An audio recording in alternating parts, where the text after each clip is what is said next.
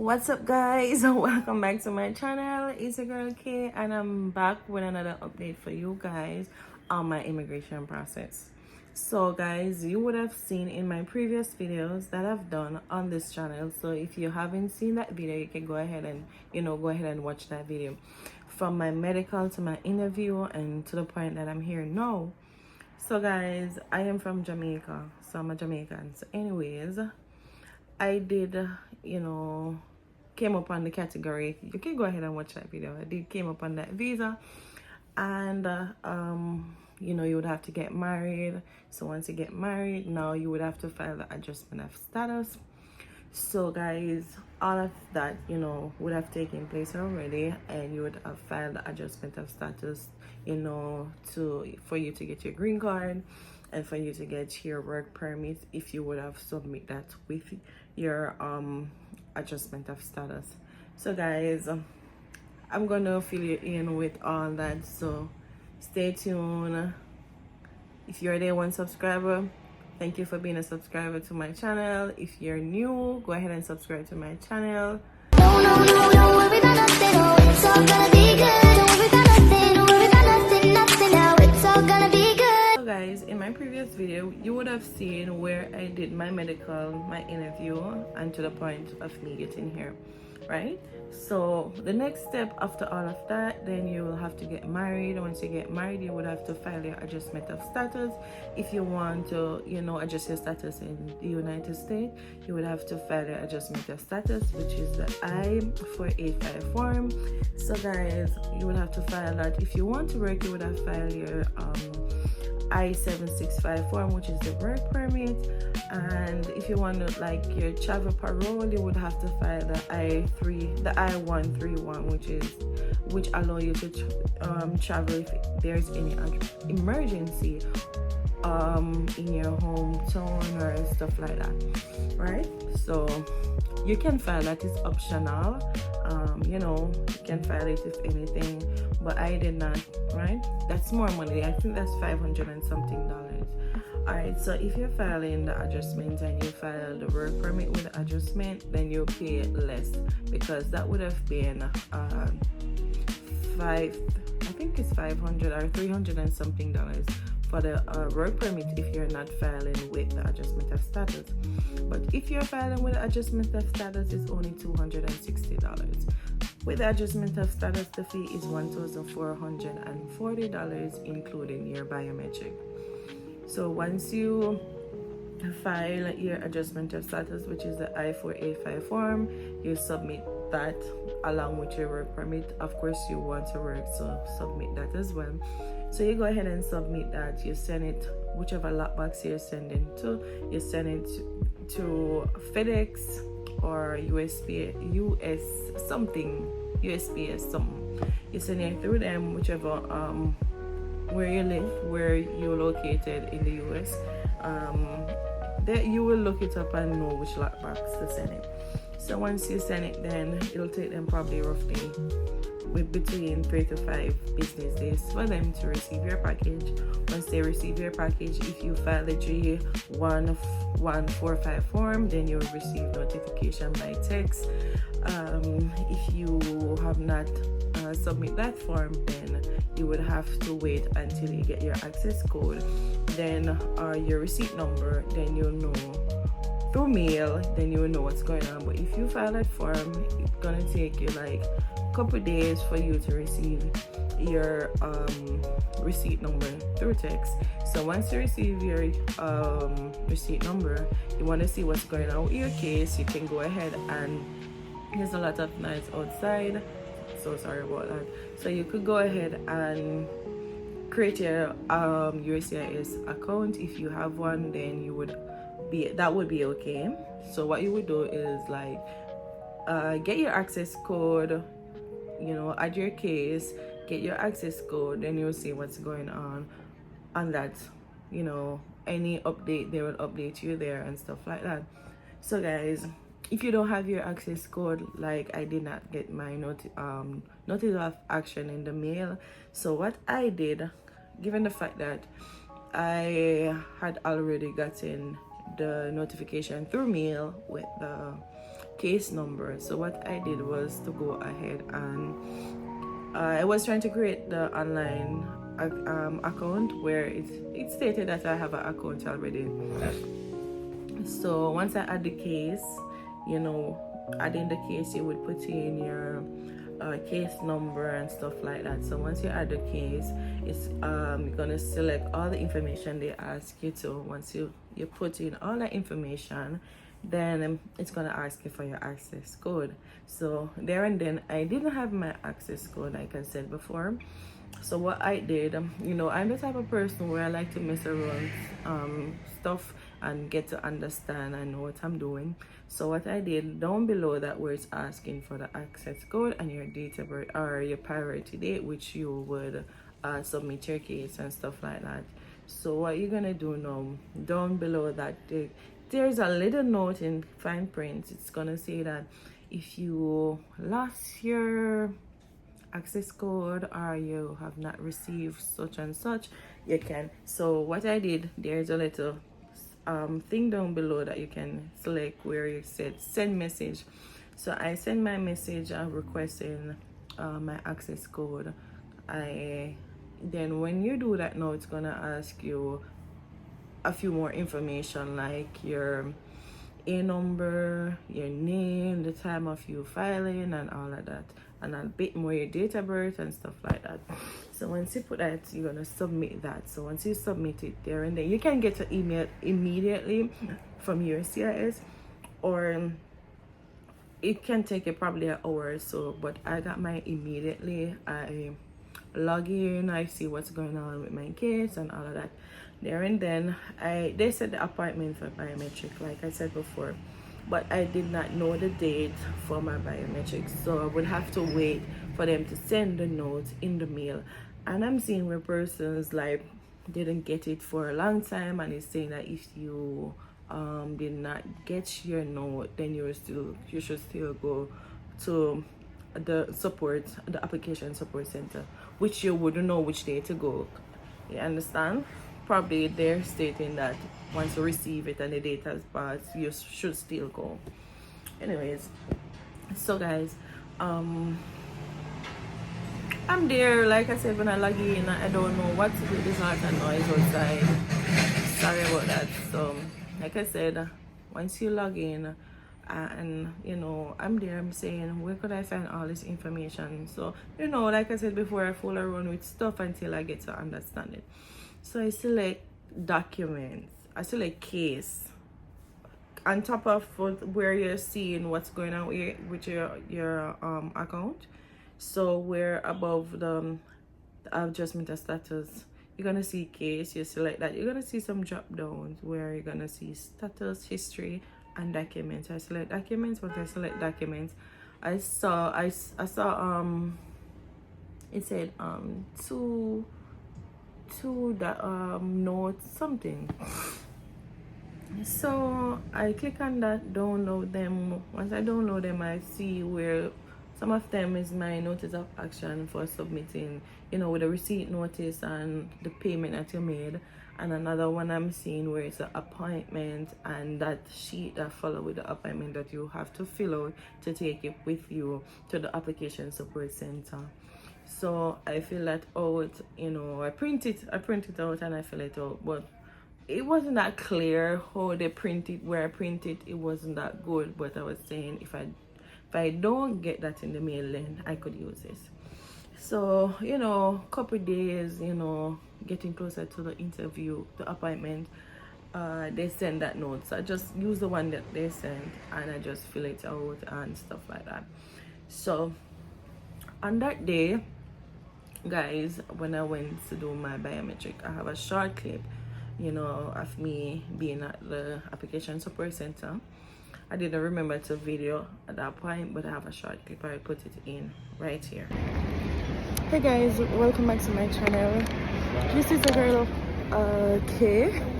Don't even remember my name.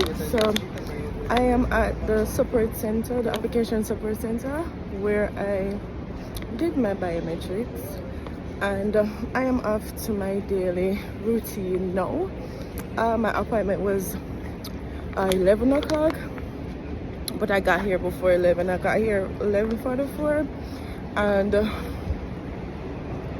I don't know the time now because I'm not seeing it on my phone, but I spent less than 15 minutes inside, so I am about to go home and or even stay on the road because I have a few more stuff that I need to get done. So yes, so this is what I wear and support center.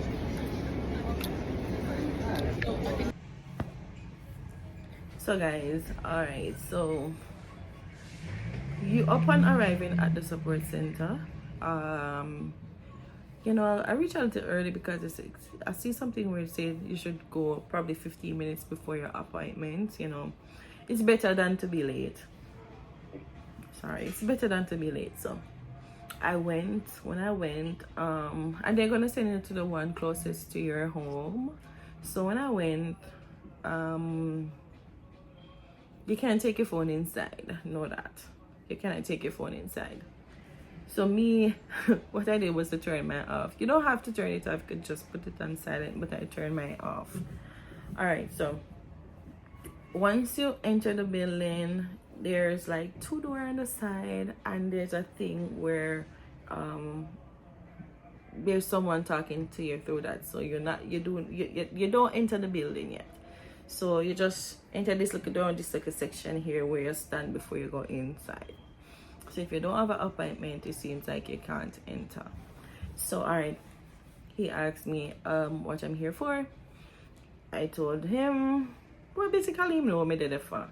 So I'm just handing me documents, and once me give him sign blah blah blah. Don't remember if I him stamp it or when me go inside. So once him stamp it, give me passport blah blah blah, go inside.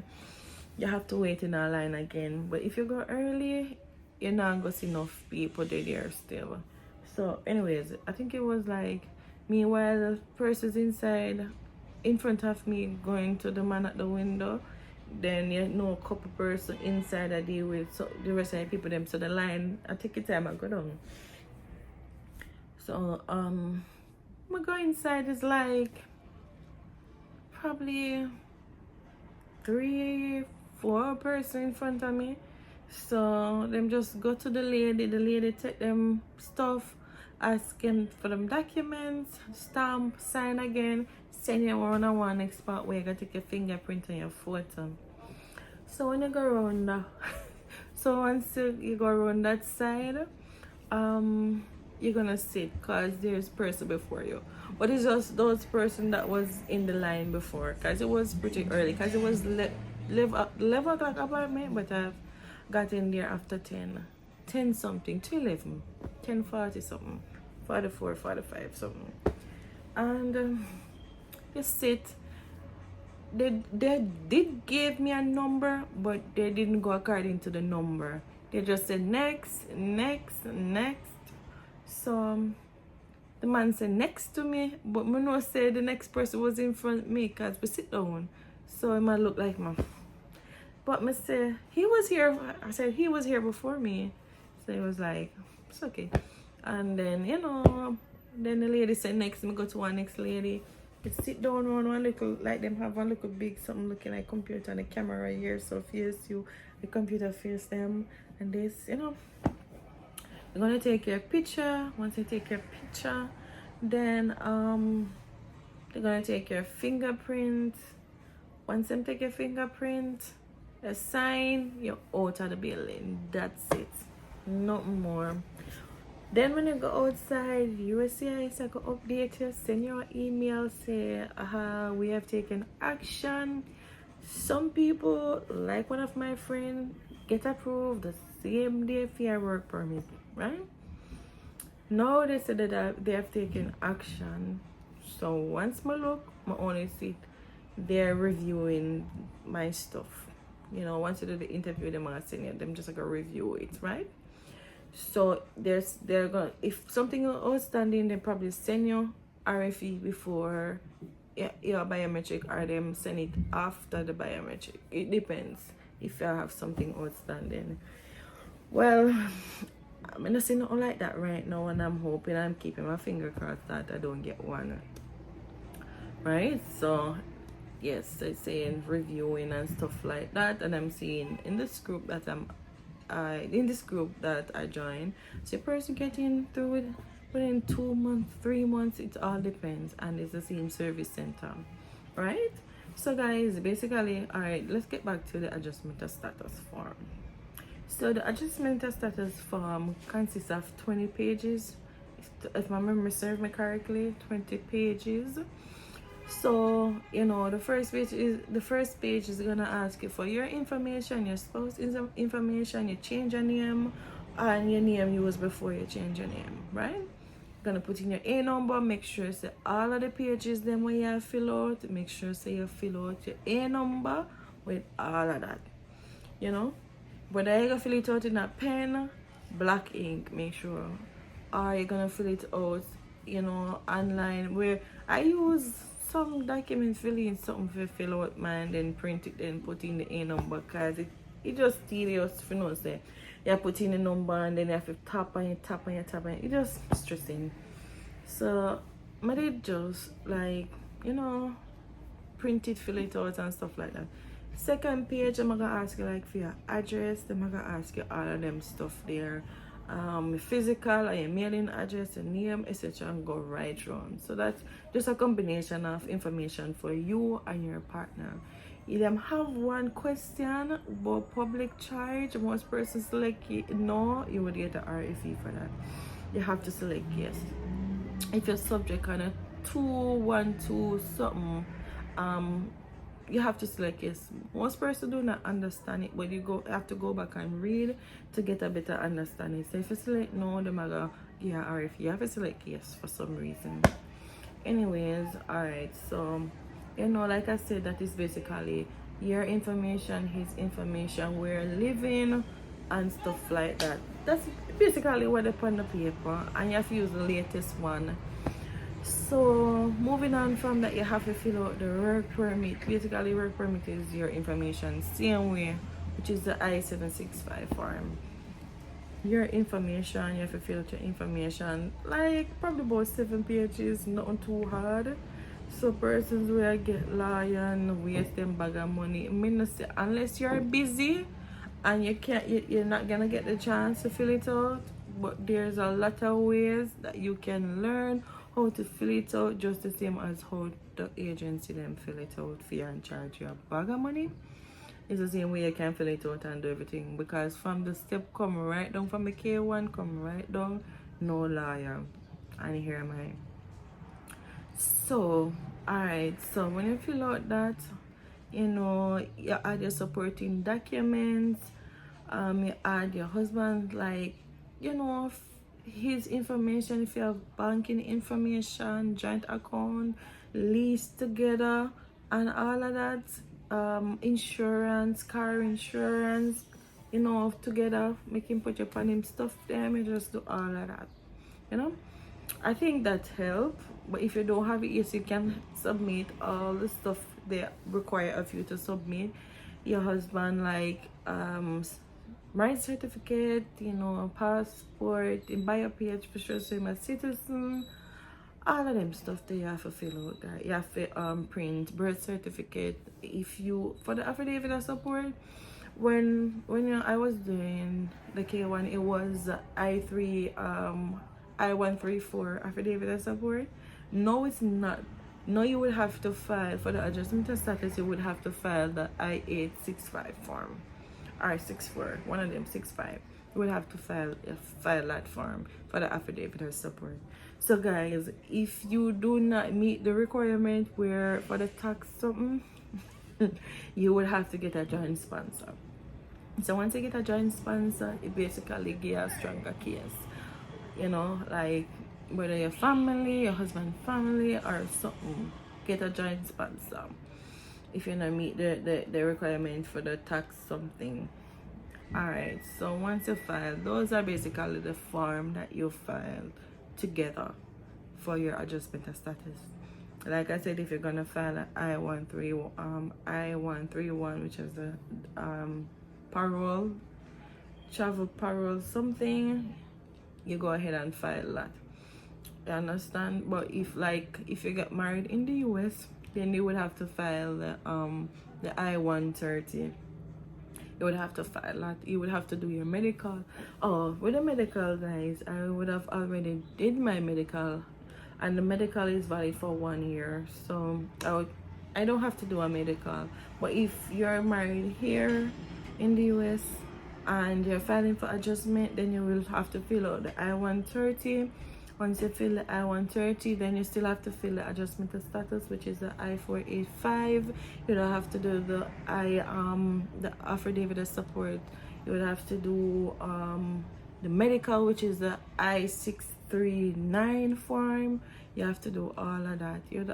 Everything you would have to do. So yes, that's basically it so far that I remember. And if you wanting to track your case, like I said, you can use online stuff, or you could use case tracker, or you can type check your case online and you type in your number. If you want to do that every day, you can do that. But if you want to get notification, you can go ahead and join the online u.s.a, where I stated before, or you can join the case tracker, which will notify you once they do an update on your case. And even so, u.s.a will send your email every time they are doing something on your case. They will send your email stating that they have taken action on your case. So like I said, I've seen most person get approved very quickly. I see when a person get RFE. Once you submit the RFE, you can submit it online, or you can go ahead and send it back to them through mail. Yes, so you have two stage where they would send RFE, which would be initial evidence or additional evidence. I don't quite remember, but one is where they ask you for additional evidence, as in, and then one they ask you for initial evidence. So one would be something that you did not submit with your package, and one would be them wanting more evidence, you know. And what was I gonna say? I don't remember. But guys, yes, make sure you submit all the necessary requirements that they ask you for, all the